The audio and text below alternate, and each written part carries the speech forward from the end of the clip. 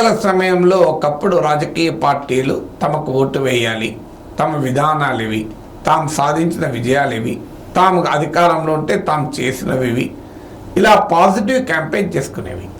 కానీ ప్రజలు సైకాలజీలో ఒక ప్రిన్సిపల్ ఏంటంటే పాజిటివ్ థింగ్స్ కన్నా నెగిటివ్ థింగ్స్కి ఎక్కువ అట్రాక్ట్ అవుతారు. ఇది గమనించిన రాజకీయ నాయకులు ప్రిన్సిపల్స్ ఆఫ్ సైకాలజీని బాగా వంట పట్టించుకొని అమలు చేస్తున్నారు.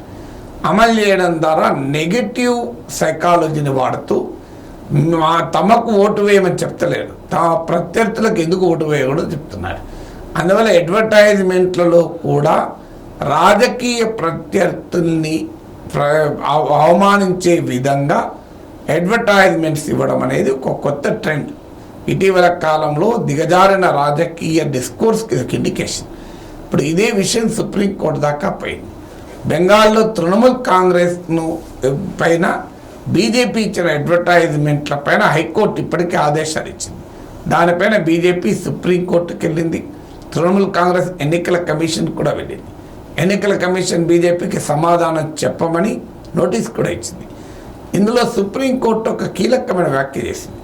Prima facie BJP advertisements on Trinamool Congress are disparaging అన్నారు. డిస్పరేజింగ్ అంటే విలువ తగ్గించేలా ఉన్నవి, గౌరవాన్ని తగ్గించేలా ఉన్నవి అని క్లియర్గా భారతీయ జనతా పార్టీ ఉద్దేశించి సుప్రీంకోర్టు వ్యాఖ్యానించింది.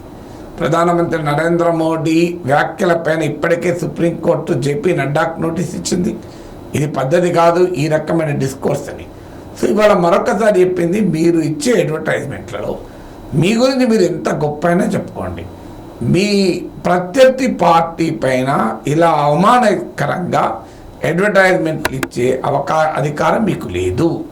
ఇది ఓటర్ల ప్రయోజనాన్ని దెబ్బతీస్తుంది, డెమోక్రటిక్ డిస్కోర్స్ను దిగజారుస్తుంది, అంటే రాజకీయపరమైన చర్చను దిగజారుస్తుంది. ఎప్పుడు కూడా మీ rival is not your enemy, మీ ప్రత్యర్థి మీకు శత్రువు కాదు అంటూ సుప్రీంకోర్టు సూటిగా చెప్పింది.